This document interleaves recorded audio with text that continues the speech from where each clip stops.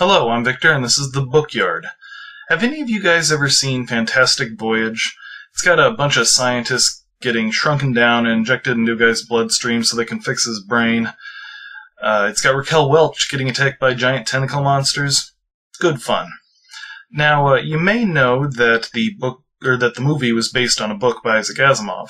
Well, you know wrong. That book was actually a novelization of the movie written by Isaac Asimov, and released a bit before the movie itself. This is pretty common even today.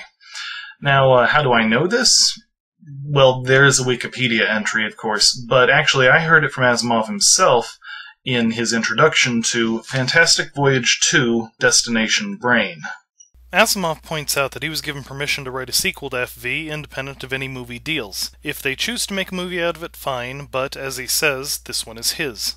So why hasn't Hollywood adapted this sequel to a popular movie written by one of sci-fi's biggest names into a major motion picture? Well, it's due to two lies in the title: Fantastic Voyage and 2. I'll expand on both of these later, but for now, the book does not depict a fantastic voyage, and it is not a sequel. To understand what I mean, let's look at the story. First, the characters. We have Morrison, an unsuccessful American neuroscientist, clinging to theories he can't prove without examining human nerve cells at impossible detail. He is a whiny coward.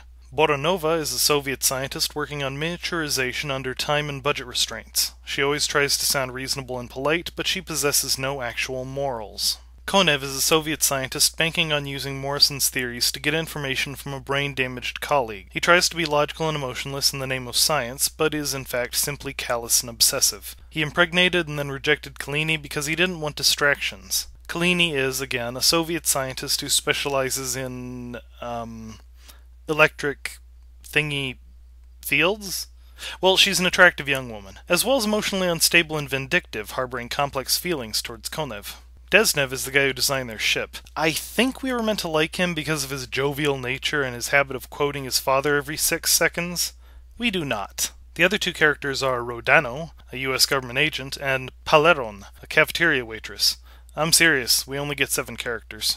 You may have noticed from what I've provided that every character in this story seems to be an asshole. Well, I'll tell you something else. This story is character-driven. Oh, this is going to be a fantastic voyage. The book proper takes place in what is now an alternate 100 years later future world where the Soviets and the US have made peace. Not the Russians and the US, the Soviets.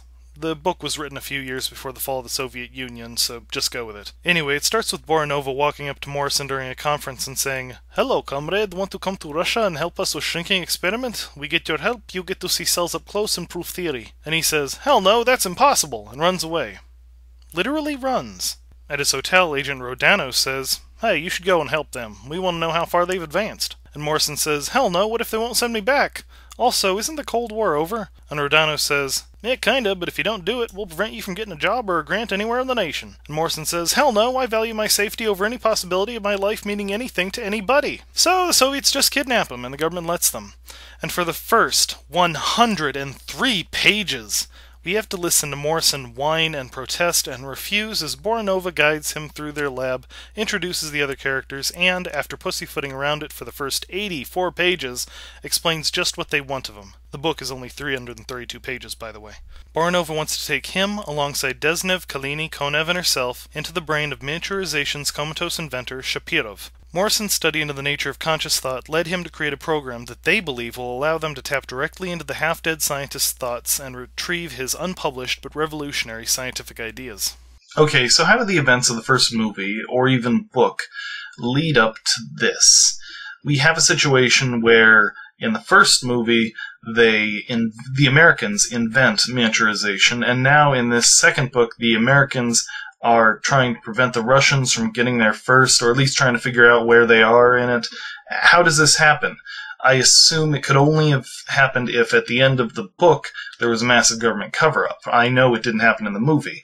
Well, I went and checked the book out from the library, and no, it doesn't happen like that.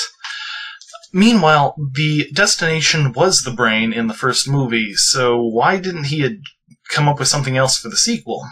It's because this is just a reinterpretation. He wanted to tell the basic guys shrink and explore inner space story again, but his own way. So, no, this is not a sequel. Sorry if you were expecting one. But what do we get in its place? A bunch of unlikable characters go into the body of somebody who got brain damaged due to incompetence in a submarine that is barely functional due to government penny pinching, so they can steal a dying man's thoughts. How fantastic! Anyway, they're shrunk and sent in, and most of the story is divided between Asimov's not unreasonable but unexciting attempts at a more realistic depiction of inner space and the shrinking process, and the characters bickering. In fact, Morrison is the book's resident layman, basically serving as a stand-in for the reader, allowing us to learn what he learns so we know what's happening. Thing is, half the time, when he asks questions, Konev screams at him for being pesky, or Boranova screams at him for being such a quaking Nancy. This is not fun!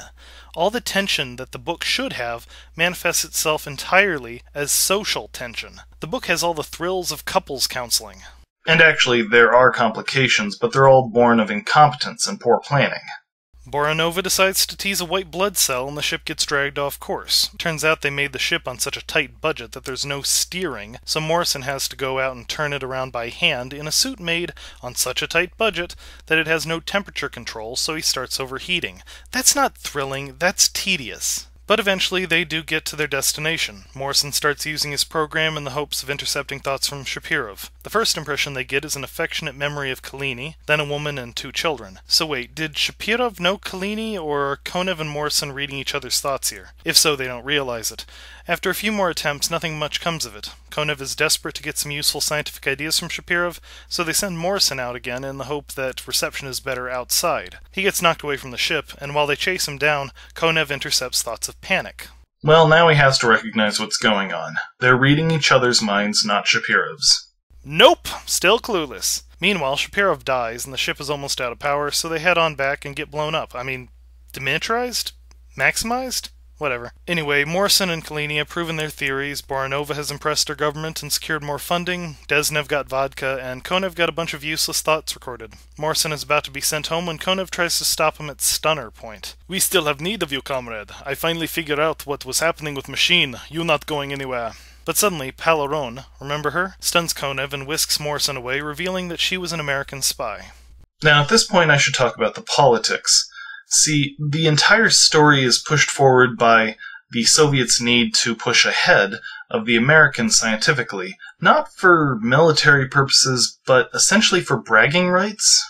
Instead of trying to appeal to other groups to get funding, they rely on the stingy government. They kidnap someone from a technically ally nation to avoid having to collaborate, and it's assumed that the US is the same way. And hell, maybe that's how it is in science these days. The average citizen wouldn't know. But it doesn't make for a compelling story when the entire thing relies on governmental pig-headedness. Anyway, here we go to the, quoting the book jacket, startling surprise finale. Morrison is being debriefed by Rodano and explains what we already know. He had accidentally invented a telepathy machine, and now that he knows what it can do, he can perfect it. But in order for it to be used effectively, they'll need the miniaturization technology. And for miniaturization to be used to its fullest potential, they'll need telepathy. So both the Soviets and the Americans will be forced to collaborate, both as equal contributors, neither losing face. Yay! Blech.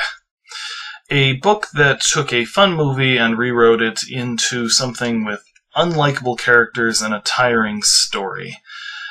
Its descriptions of inner space, though vivid, were entirely lifeless. It was supposed to seem like a fantastic voyage, but instead it just seemed routine, like looking through a microscope.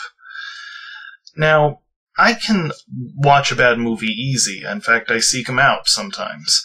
But I can't do it to a bad book. I only finished reading this book so that I could get a review out of it. So here it is. Fantastic Voyage 2, Destination Brain, sucked. I like a lot of Asimov's stuff, but this just sucked. He apparently thought writing the novelization of the movie was beneath his dignity, but his original take sucked. Anyway, this has been Victor with the Bookyard. Thanks for watching and have a good day.